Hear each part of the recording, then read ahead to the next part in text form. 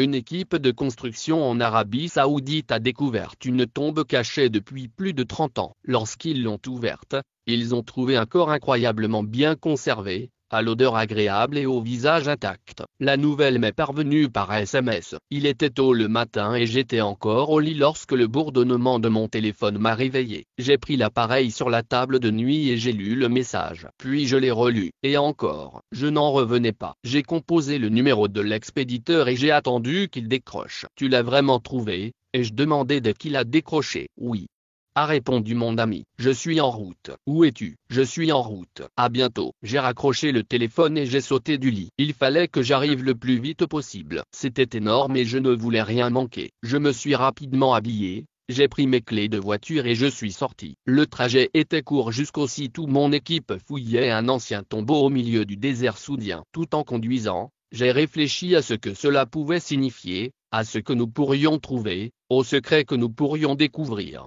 J'ai garé ma voiture devant le site. Mon cœur battait la chamade lorsque je suis sorti de la voiture. La poussière tourbillonnait autour de moi tandis que je me dirigeais vers l'entrée de la tombe. Léa et Khalid se tenaient à proximité, me regardant avec un mélange d'admiration et de scepticisme. L'air était chargé de tension et d'attente. J'ai demandé à Léa et à Khalid, « Tu as vraiment trouvé ça ?» Khalid a hoché la tête. « Nous l'avons trouvé, » dit-il. Mais nous ne sommes toujours pas sûrs de ce que c'est. J'ai acquiescé et je me suis dirigé vers l'entrée de la tombe, une torche à la main. Je me suis penché et j'ai scruté la faible lumière. L'air était lourd et moisi, imprégné de l'odeur du temps et de la décomposition. Je pouvais voir des gravures complexes sur les murs, des scènes de bataille et de banquets, des dieux et des déesses. Conseil: cliquez sur un paragraphe pour changer le sens de l'intrigue. Et au fond de la pièce, je distinguais la silhouette ténue d'un sarcophage. J'hésitais un instant, me demandant si je devais appeler des renforts avant d'aller plus loin. Puis j'ai décidé de ne pas le faire. C'était trop gros, trop important pour attendre que quelqu'un d'autre arrive. Je devais le voir de mes propres yeux. J'ai tendu la main vers la torche qu'Ahmed avait laissée sur le sol et je l'ai ramassée. La lumière projeta des ombres vacillantes sur les murs tandis que je m'approchais du sarcophage. Il y avait d'autres sculptures, des personnages et des animaux qui semblaient me regarder passer. J'ai senti un frisson me parcourir l'échine en réalisant que ces figures veillaient sur ce tombeau depuis des milliers d'années. Je n'étais qu'un visiteur, un intrus dans un endroit où je n'avais pas ma place. J'ai hésité à nouveau, me demandant si je devais aller plus loin. Mais j'ai pensé à toutes les années que j'avais passées à chercher cet endroit, à tout le temps et l'argent que j'avais investi, et j'ai su que je ne pouvais plus faire marche arrière. Je devais aller jusqu'au bout. Je fis un pas de plus vers le sarcophage. Il était immense, il me dominait comme un géant. Je pouvais voir le contour d'une figure sculptée dans le couvercle, ses traits usés par le temps et les intempéries. Je déglutis en tendant la main pour la toucher. Mon cœur battait à tout rompre dans ma poitrine, si intensément que je sentais chaque battement se répercuter contre mes côtes. J'ai pris une autre grande inspiration et j'ai tendu la main à nouveau. Cette fois, mes doigts touchèrent la pierre. Elle était froide au toucher, lisse et sans défaut. Je sentis un frisson me parcourir l'échine en réalisant que personne ne l'avait touchée depuis des milliers d'années. J'étais la première personne à toucher cette tombe depuis qu'elle avait été scellée il y a des milliers d'années. Cette pensée m'a fait ressentir une vague d'excitation, mêlée d'un peu de peur. J'ai encore hésité, me demandant si je devais l'ouvrir ou la laisser tranquille. Puis j'ai décidé que j'étais allé trop loin pour m'arrêter maintenant. Je devais voir ce qu'il y avait à l'intérieur. J'ai tendu la main vers le couvercle et j'ai essayé de le soulever. Il ne bougeait pas. J'ai réessayé de toutes mes forces, mais il ne bougeait toujours pas. J'ai grogné d'effort en luttant contre le poids de la pierre. Elle bougea légèrement et j'eus un sursaut d'espoir. Mais elle s'arrêta à nouveau, refusant de bouger davantage. J'allais réessayer quand le sol s'est mis à trembler sous mes pieds. J'ai d'abord cru que c'était le fruit de mon imagination. Puis j'ai entendu le bruit retentir et j'ai senti les vibrations sous mes pieds. Le sol tremblait, faisant gémir et se plaindre les murs du tombeau. J'ai trébuché en arrière, manquant de tomber par terre. Le rugissement s'intensifia et les vibrations augmentèrent. Je sentais les tremblements sous mes pieds. Mes jambes flageolaient. De la poussière commença à tomber du plafond, remplissant l'air d'un brouillard suffocant. Je toussai et me couvris la bouche avec ma chemise. Les murs se fissuraient maintenant, le son de la pierre se brisant comme un coup de tonnerre. J'ai levé les yeux et j'ai vu une énorme fissure s'ouvrir dans le plafond. Des débris dégringolant et me frappant presque alors que j'esquivais sur le côté. La panique m'a envahi lorsque j'ai réalisé que le temps était compté. Les murs s'effondraient autour de moi, m'enfermant à jamais dans ce tombeau. Je ne voulais pas mourir ici, seul dans le noir, sans personne pour pleurer mon départ. Je voulais vivre, voir ce qu'il y avait à l'intérieur de ce sarcophage et percer tous ses secrets. Mais il semblait que cela n'arriverait pas. Le grondement s'intensifia et les vibrations augmentèrent, faisant trembler les murs qui s'effondrèrent autour de moi. J'ai reculé en titubant, désespérant de sortir de là avant qu'il ne soit trop tard. Mais j'ai hésité, regardant en arrière vers le sarcophage. J'étais venu de si loin, j'avais découvert tant de choses. Leia, il faut y aller, cria Khalid, sa voix parvenant à peine à s'imposer dans le chaos. Non, attends, s'écria Leia, les yeux fixés sur le sarcophage. Regarde les marques, ce n'est pas seulement une tombe, c'est un avertissement. Qu'est-ce que tu veux dire?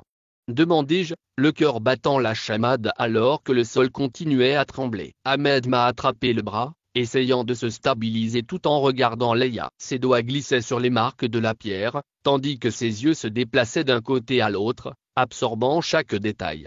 C'est un message, a-t-elle crié au-dessus du bruit. Il est caché sous la poussière. Elle repoussa un peu plus la poussière, révélant les mots cachés en dessous. C'est un avertissement, cria-t-elle à nouveau. À propos de quoi? Demandai-je, les yeux fixés sur ses doigts qui glissaient sur la pierre. À propos de la malédiction, répondit-elle, la voix tremblante de peur. Quelle malédiction? Demandai-je en regardant Ahmed. Il se contenta de secouer la tête, les yeux fixés sur Leia qui continuait à étudier les marques. La terre trembla à nouveau et je chancelai sur le côté, manquant de tomber par terre. J'ai retrouvé mon équilibre et j'ai levé les yeux vers le plafond. Il était maintenant complètement fissuré. Des débris tombaient et manquaient de me frapper alors que j'esquivais sur le côté. Il faut qu'on y aille, a crié Ahmed, en m'attrapant par le bras et en me rapprochant de lui. Mais qu'en est-il de l'avertissement? Demandai-je en me retournant vers Leia. Nous ne pouvons pas rester ici, a-t-il répondu. L'endroit est en train de s'effondrer sur nous. Leia s'est tournée vers moi, les yeux écarquillés par l'urgence, et a murmuré, c'est un avertissement sur la fin de tout. Je l'ai regardée fixement, me demandant ce qu'elle voulait dire. Mais Ahmed m'a pris par le bras et m'a éloigné. Je l'ai suivi en trébuchant, regardant par-dessus mon épaule les murs du tombeau qui continuaient à s'ouvrir en fissures. Le sol tremblait violemment, l'air était chargé de poussière et de débris. Je toussai et me couvris le visage avec ma chemise, fermant les yeux à travers la brume en regardant Leia. Elle était toujours là, fixant les marques de pierre. Leia, viens vite, cria Ahmed, sa voix parvenant à peine à se détacher du bruit assourdissant. Il faut y aller. Elle n'a pas bougé, hypnotisée par les mots sur la pierre. J'ai hésité, me demandant si je devais retourner la chercher. Mais Ahmed m'a de nouveau attrapé le bras et m'a tiré vers l'avant. Je l'ai suivi en titubant, désespérant de sortir de là avant qu'il ne soit trop tard. Les murs s'effondraient sur nous. D'énormes dalles de pierre tombaient et manquaient de nous frapper alors que nous nous esquivions à temps. J'entendais Leia crier derrière moi, mais je n'osais pas me retourner. Je gardais les yeux fixés sur l'entrée devant nous, priant pour que nous nous en sortions vivants. Lorsque nous sommes sortis à l'air libre, le tombeau derrière nous s'est effondré en poussière, scellant ses secrets à jamais. Ahmed et moi avons couru à travers le désert, le cœur battant la chamade. Le bruit de l'effondrement du tombeau résonnait derrière nous, devenant de plus en plus lointain au fur et à mesure que nous nous éloignions du site. La voix de Leia s'estompait tandis que nous continuions à courir, l'adrénaline battant dans nos veines. Le sable s'élevait autour de nous, nous piquant les yeux et nous empêchant de voir. Nous ne nous sommes pas arrêtés avant d'être bien loin du site, haletant en regardant la destruction que nous avions laissée derrière nous. Le tombeau n'était plus qu'un tas de gravats, ses secrets perdus à jamais. J'ai regardé Ahmed. Son visage était un mélange de soulagement et de regret. Il a secoué la tête et marmonné quelque chose entre ses dents. Je savais ce qu'il pensait, à tout ce savoir perdu à jamais sous les sables. Leia nous a rattrapés, l'air sombre. Elle écarta une mèche de cheveux de son visage et nous regarda, les yeux hantés. L'avertissement était réel, dit-elle, d'une voix ferme mais empreinte de crainte. Qu'est-ce qu'il dit exactement? Ahmed demanda, la voix tendue par l'urgence. Il parlait d'une puissance ancienne qu'il ne fallait jamais déranger, a répondu Leia, les yeux encore écarquillés par le poids de ce qu'elle avait lu. Et maintenant qu'il a été déterré, et j'insistais, sentant un frisson me parcourir l'échine, malgré la chaleur du désert. Il ne le savait pas, mais il venait de libérer plus de démons sur la terre, des démons que le Coran mentionne à maintes reprises, Haru et Maru. Deux anges qui sont devenus des démons après avoir cédé aux tentations terrestres et qui ont fini par donner plus de pouvoir au mal. La légende veut qu'après ce jour, on ne les ait plus jamais revus. Comme le dit le vieil adage, la curiosité a prouvé l'existence de Dieu, mais elle a aussi tué le chat.